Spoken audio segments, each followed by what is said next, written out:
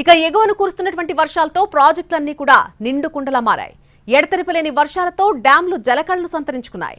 శ్రీశైలం జలాశయానికి వరద ప్రవాహం కొనసాగుతోంది. ఇన్ఫ్లో 1,49,526 క్యూసెక్కులుంది.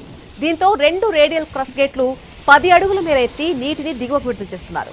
ప్రాజెక్టు పూర్తి స్థాయి నీటి మట్టం 885 అడుగులు కాగా ప్రస్తుతం 883.50 అడుగులకు చేరుకుంది. అటు కుడి ఎడమ విద్యుత్ కేంద్రాల్లో ఉత్పత్తి కొనసాగుతోంది. ఇక నల్లగొండ జిల్లా నాగార్జున సాగర్ నిండుకుండలా మారింది.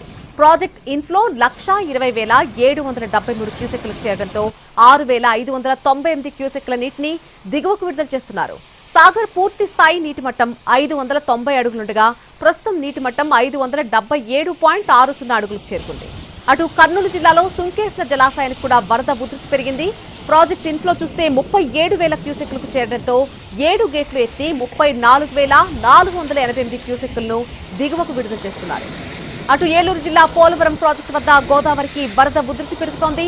స్పిల్వే వద్ద గోదావరి నీటి మట్టం 28.360 మీటర్లకు పెరిగింది.